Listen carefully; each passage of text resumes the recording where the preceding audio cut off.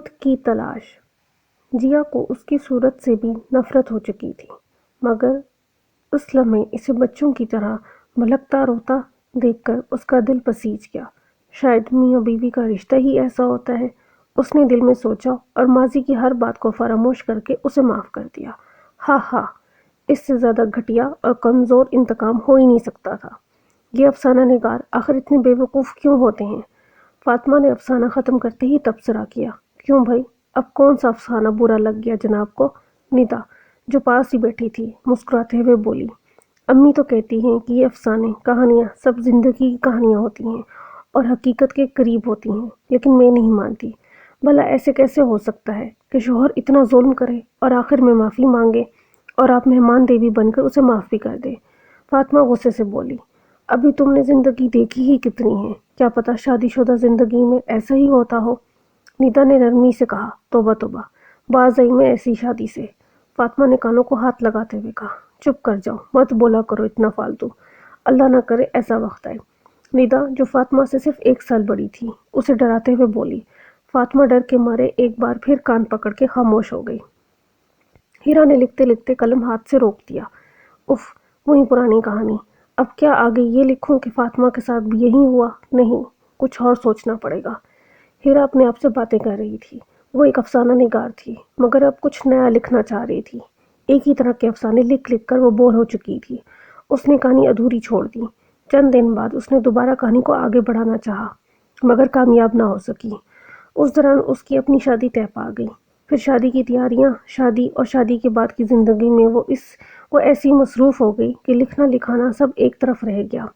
ہیرا جو افسانے لکھنے میں ماہر تھی، اپنی زندگی کی دوڑ کو بھی افسانوں کی طرح سلجھانے لگی۔ میاں کے دل میں جگہ بنانے کے ساتھ ساتھ ساس کا دل جیتنے کی کوشش میں لگی رہی۔ آخرکار اس نے پسندیدہ بہو کا درجہ حاصل کر لیا۔ ساس اس کے مشورے کے بغیر کوئی کام نہ کرتی۔ نندیں دیور سب اس کے گن گانے لگے۔ وقت گزرتا گیا اور ہیرا کو پتہ ہی نہ چلا۔ آج جب اس نے آئینے میں خود کو غور سے دیکھا تو اس کو احساس ہوا کہ 15 برس بیت چکے ہیں۔ اچھی بہو، اچھی بیوی، اچھی ماں اور بھاوج بننے کے چکر میں وہ خود کہیں کھو گئی تھی۔ وہ لڑکی جو کبھی خواب دیکھا کرتی تھی، ایک عورت میں بدل چکی تھی۔ ایسی عورت جس میں بظاہر کوئی چمک باقی نہ تھی۔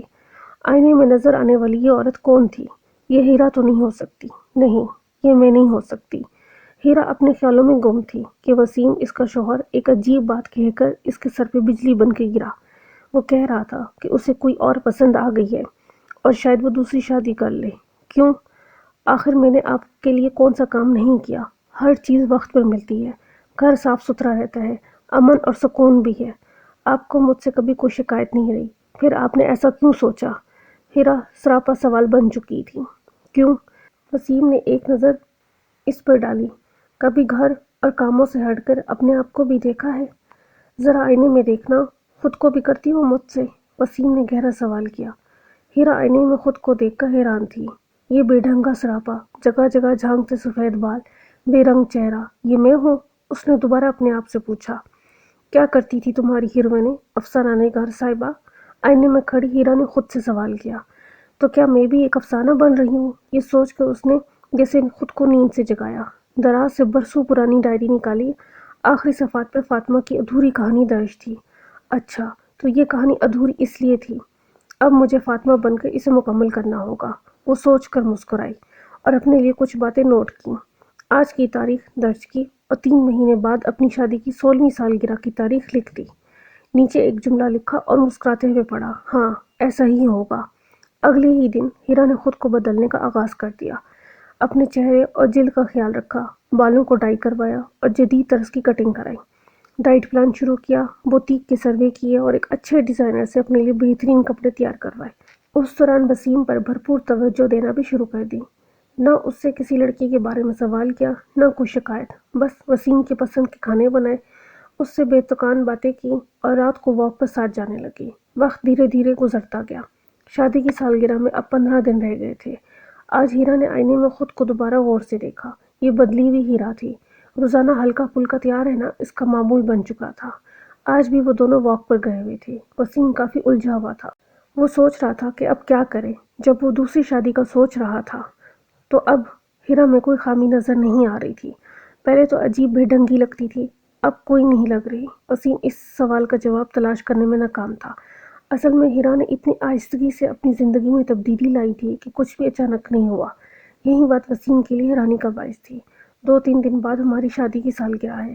میں سوچ رہی ہوں کہ اس بار سب کو بلا لوں۔ آپ بھی جسے چاہے انوائٹ کر لیں، ہیرا نے کہا۔ جسے دل چاہے؟ وسیم نے جسے پہ زور دیتے ہوئے پوچھا۔ اس پر ہیرا مسکرا کے بولی، جی، جس کو بھی۔ وسیم نے دوستوں کے ساتھ ساتھ جہنم کو بھی بلا لیا۔ اچھا ہے، وہ سمجھ لے گی کہ میں دوسری شادی کا کیوں سوچ رہا ہوں، وسیم نے دل میں سوچا۔ کالی ساڑی پہنے، موتیا کے پھولوں کا زیور سجائے اور نئے انداز سے سیٹ کیے ہوئے بالوں کے ساتھ ہیرا نے آئینے میں ایک نظر خود کو دیکھا۔ اس نے اپنے آپ سے کہا کہ تمہیں آج جیتنا ہے، ہر حال میں۔ وہ وسیم کے ساتھ چلتی ہوئی ٹیبل تک آئی۔ ہال میں سب کی نظریں ان پہ تھیں۔ وسیم بھی اسے اس روپ میں دیکھ کے حیران تھا۔ کہاں تو وہ ہر وقت ایک بے رنگ بے ترتیب ہیرا اور کہاں یہ ہیرا جس پر سے نظریں ہٹانا مشکل تھا۔ آج بھی بہترین جوڑی ہے آپ کی، کسی نے تعریف کی تو وہ مسکرا دی اور کیک کاٹنے کے بعد مہمانوں کی توازوں میں مصروف ہو گئی۔ ایک طرف وسیم کے ایک دوست نے دبے دبے لہجے میں کہا کہ تم تو کہتے کہ تمہاری بیوی بے ڈھنگی ہے، اس لیے دوسری شادی کا سوچ رہے ہو۔